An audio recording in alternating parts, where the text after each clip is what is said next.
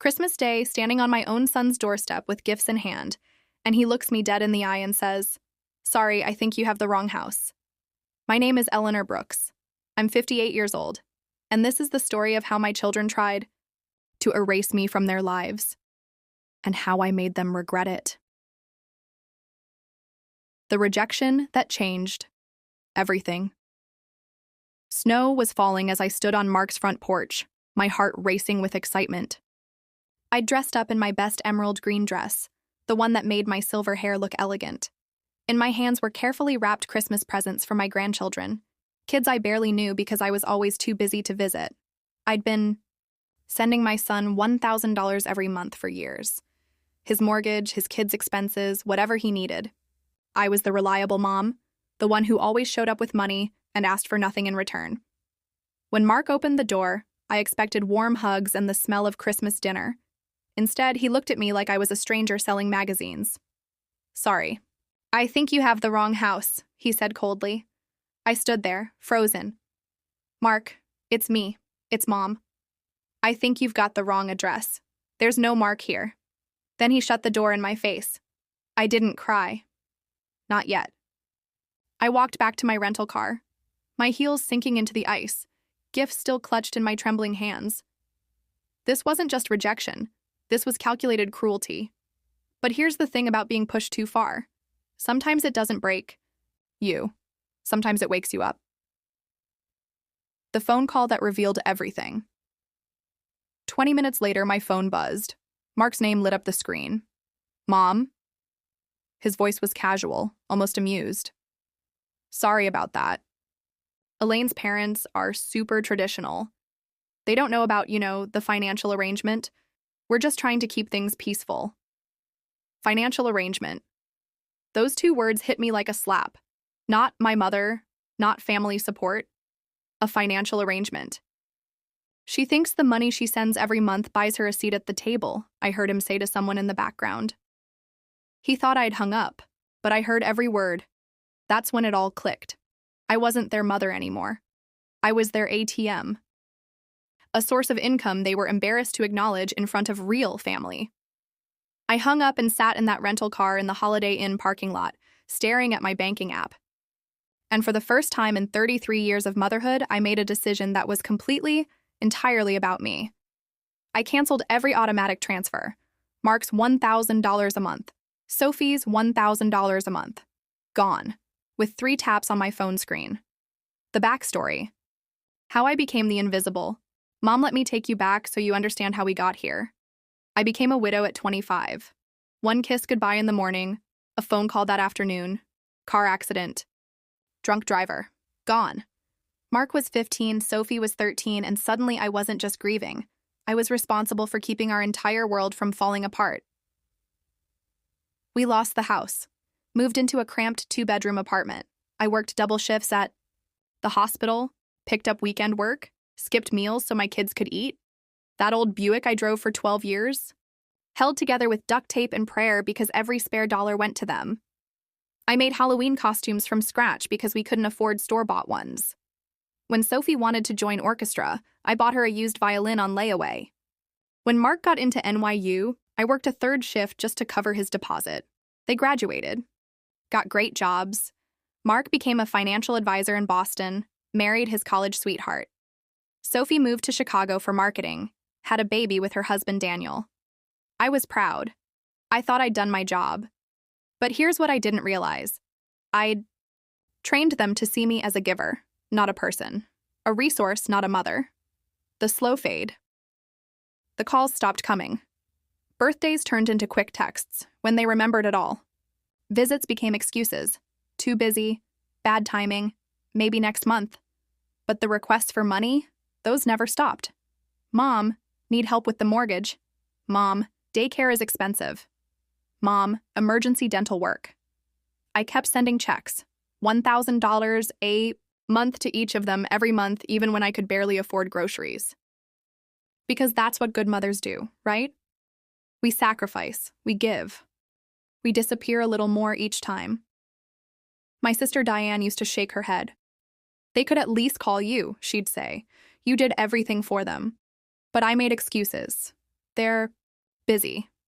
They have lives. Isn't that what I worked so hard for? The truth was harder to face. I had become invisible. I only existed when they needed something. The Christmas trap. This past December, I decided things were going to change. I wanted to spend Christmas with my grandchildren. Emma and Noah, kids I'd only seen a handful of times because visits were always complicated. I called Mark. "Hi, sweetheart.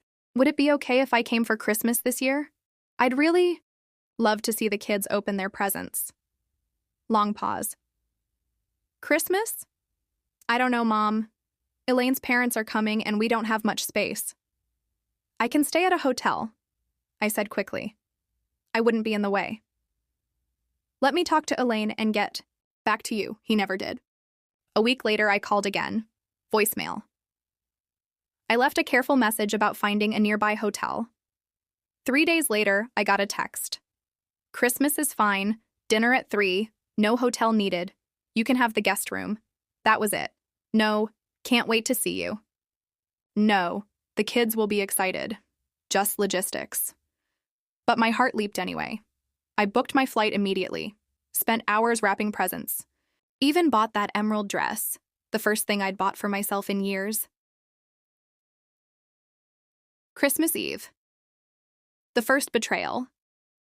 I arrived in Boston on Christmas Eve, right after 2 p.m. The taxi pulled up to Mark's picture-perfect neighborhood, snow-dusted, lawns, twinkling lights, everything you'd see on a Christmas card. I rang the doorbell, excited and nervous. Through the frosted glass, I could see people moving around inside. Laughter and music floated from within. Mark answered the door. His face said it all. "Mom," he said flatly. "You're early." The flight got in ahead of schedule. I just couldn't wait to see everyone. He didn't step aside. Behind him, I could see people in the living room. Elaine's parents, I assumed. Someone was pouring wine. I heard a child's giggle. "We weren't expecting you until tomorrow," Mark said, blocking the doorway. I pulled out my phone, confused. "Your text said dinner at 3. That's Christmas dinner. Tomorrow." "Just today is just family," he said. "Elaine's parents are here. We're doing our thing." Just family. The words cut deep. What was I then? A small voice piped up from behind him. "Daddy, who's at the door?" Mark turned. "Nobody, sweetheart. Go back to Grandma and Grandpa." Nobody. That's what I had become. "The guest room's not ready," he continued. "We thought you were coming tomorrow. There's a Holiday Inn about 15 minutes away." I managed to whisper, "Merry Christmas, Mark. Give the children my love." Then I walked away, my dignity barely intact. Christmas Day. The ultimate.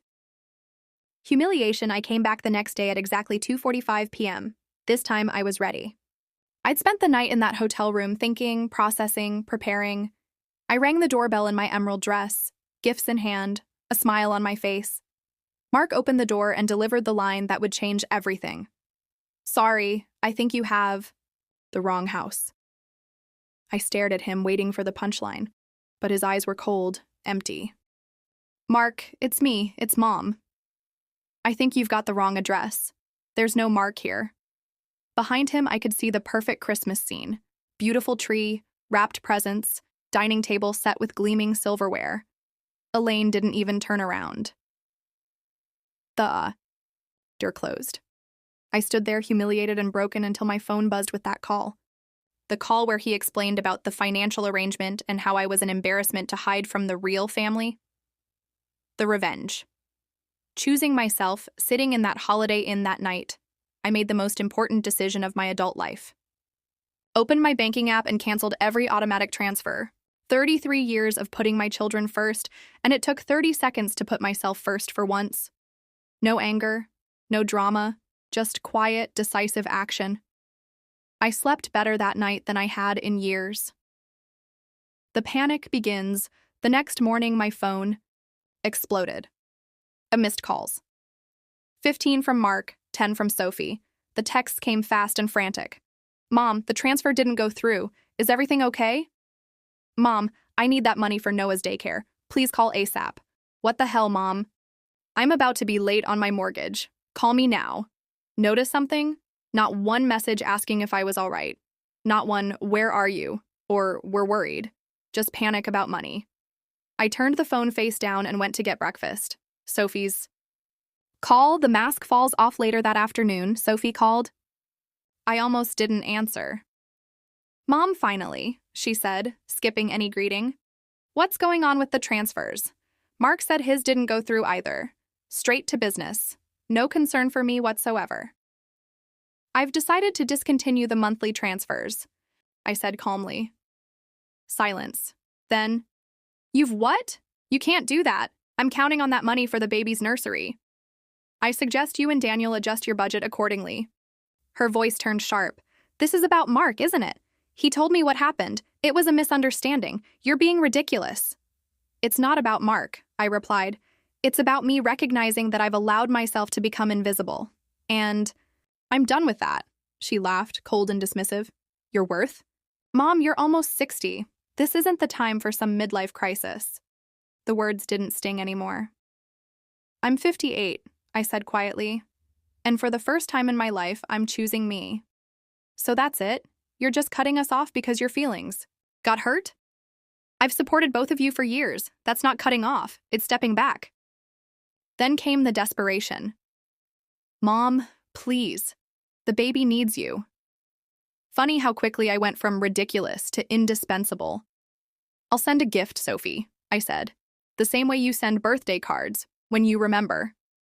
I hung up. The liberation that Afternoon, I made more decisions. Big ones. I called my landlord and gave notice on my apartment. I contacted the hospital where I'd worked for 32 years and resigned. I asked my sister Diane to help pack up my things. Then I opened my laptop and did something I'd dreamed about for years. I booked a one-way ticket to Thailand. For the first time in decades, I felt something I barely recognized. Excitement. The final confrontation. The next morning, there was a knock at my hotel room door. Mark stood there, pale and exhausted. He'd tracked me down through my credit card activity. Mom, he said quietly, we need to talk. I let him in, but didn't offer comfort or warmth. I simply nodded toward the chair by the window. You've caused quite a panic, I said evenly. He looked up at me, searching for the familiar, accommodating mother he'd always known. But that woman was gone. I'm not angry, I said. I'm clear. He opened his mouth to speak, but I raised my hand. Gently. I'm leaving tomorrow, Mark. Not from you. From the version of myself I no longer want to be. And I meant every word. The aftermath, their true colors, want to know what happened next? Within a week, both of my children had called multiple times. Not to apologize, to negotiate. Mark offered to include me more if I resumed payments. Sophie suggested a payment plan to ease back into things. They still didn't get it. They thought this was about money or inclusion.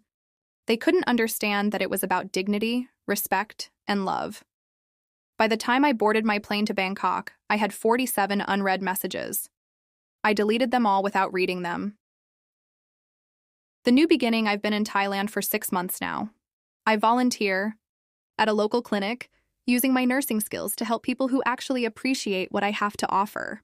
I've made friends, real friends who call just to chat, who remember my birthday, who want my company, not my checkbook.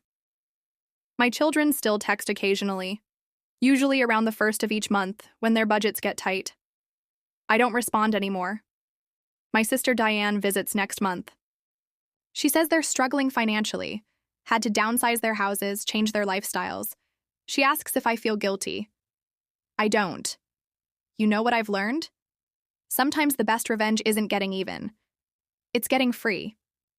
For 33 years, I taught my children that my love came with money attached, that I would always be there, no matter how they treated me, that I had no value beyond what I could provide.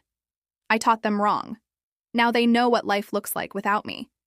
Without my financial support, without my unconditional availability, without my willingness to accept crumbs of affection in exchange for everything I had to give. Some people might say I abandoned my children.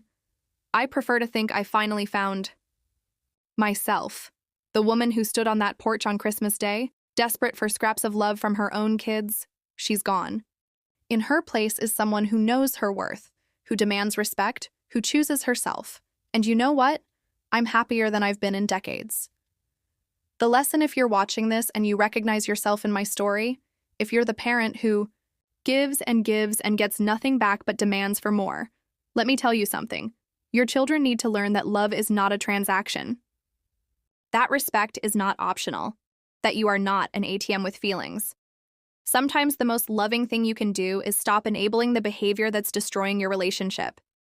Sometimes the best gift you can give your children is the chance to miss you. And sometimes the bravest thing you can do is choose yourself. My name is Eleanor Brooks. I'm 58 years old, and I am nobody's financial arrangement. I am somebody's mother. But first, and most importantly, I am somebody.